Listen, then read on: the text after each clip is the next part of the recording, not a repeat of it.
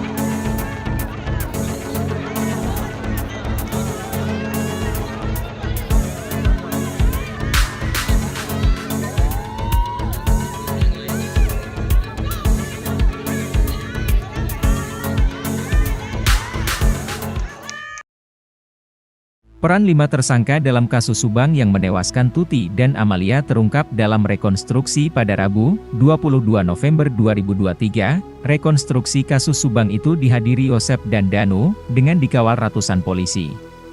Direktur Ditreskrimum Polda Jabar, Kombes Surawan, menyebutkan, dalam rekonstruksi tersebut, Yosep berperan sebagai eksekutor pembunuhan Tuti Suhartini dan Amalia Mustika. Dalam rekonstruksi itu, terungkap bahwa Yosep yang lebih dulu menghabisi Tuti yang sedang duduk di ruang tamu, kemudian, Amalia yang terbangun karena mendengar kegaduhan antara Yosep dan Tuti.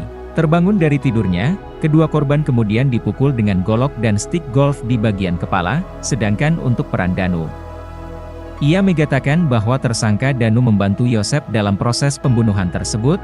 Danu melakukan adegan rekonstruksi dengan memegang korban saat berlangsung eksekusi oleh Yosep. Katanya, dalam rekonstruksi tersebut, seharusnya didatangkan 3 tersangka lainnya untuk menjalani rekonstruksi. Namun, saat tiba di lokasi pembunuhan, ketiga orang yang merupakan Mimin istri muda Yosep, kemudian anak tiri Yosep Arigi dan Abi itu menolak menjalani rekonstruksi. Untuk peran Mimin itu memandikan kedua jenazah korban sebelum disimpan di mobil Alphard.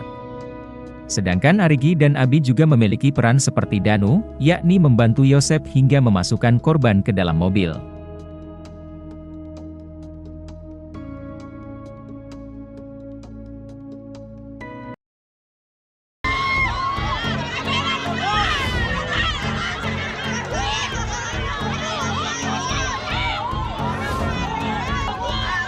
Pengacara Rohman Hidayat resmi mengajukan pra-peradilan untuk 3 kliennya yang menjadi tersangka kasus Subang ke Pengadilan Negeri Bandung. Rohman Hidayat adalah pengacara untuk 4 tersangka kasus Subang yang menewaskan Tuti Suhartini dan Amalia Mustika Ratu pada 18 Agustus 2021.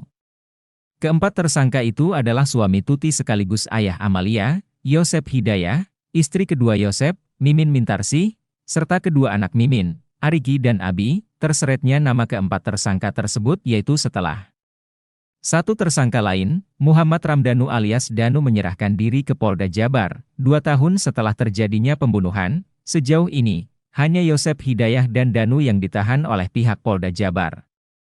Sementara ketiga tersangka lainnya tidak ditahan, adapun keempat tersangka di bawah naungan Rohman Hidayat hingga saat ini membantah dan menolak keterangan Danu. Pihak kuasa hukum Yosep CS pun melakukan upaya hukum melalui pra-peradilan ke Pengadilan Negeri Bandung. Dilansir dari SIP Pengadilan Negeri Bandung, pra-peradilan itu terdaftar dengan nomor perkara 18 PID PRA 2023 PNBDG. Sementara, klasifikasi perkara yang diajukan yaitu mengenai sah atau tidaknya penahanan. Adapun pemohon pra-peradilan tersebut adalah Mimin Mintarsih, Arigi Reksa Pratama, dan Abi Aulia. Sementara itu diketahui, ketiga tersangka kasus Subang itu juga sempat hadir di TKP saat rekonstruksi kasus Subang.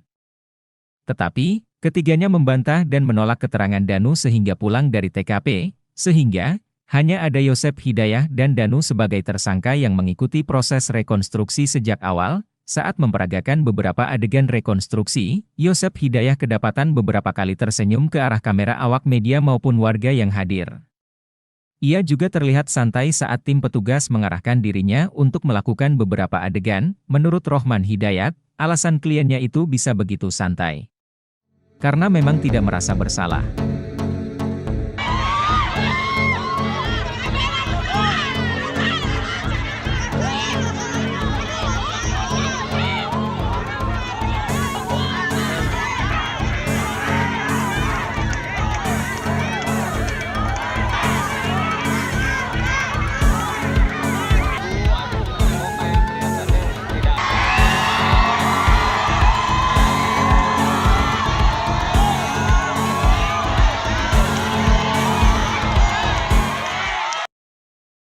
Kalau hasil keterangan Danu sih peran Mimin memandikan kedua jenazah. Bang, tadi sempat si Yosep bener kan membawa jenazah si Amel ke mobil. Berarti dengan begitu dia mengakui dulu dong, Bang, bahwa dia yang ada paksaan ya? Ya, tadi rekonstruksi ikut, namun nanti bisa aja dia menolak pada saat itu. Kalau peran Arigi dan Abi apa? Membantu Ya.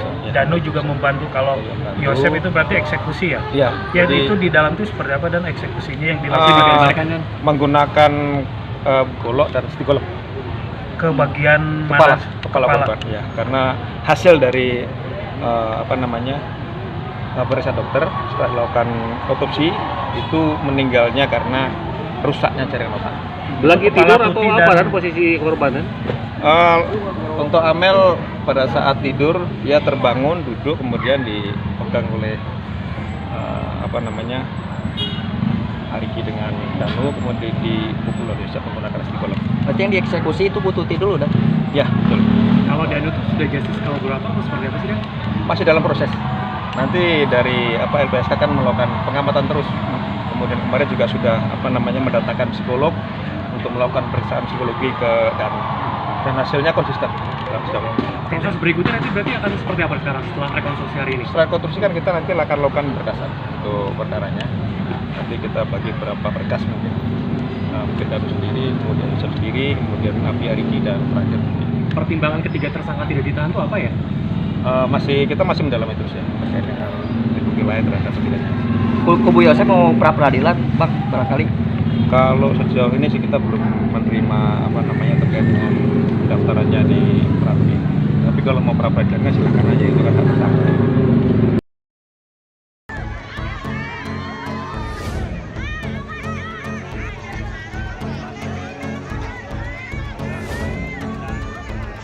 Puluhan emak-emak dari ribuan orang yang menyaksikan jalannya rekonstruksi kasus pembunuhan ibu dan anak di Jalan Cagak Subang, terlihat emosi dan kesal melihat kehadiran Yosep dan kuasa hukumnya di TKP.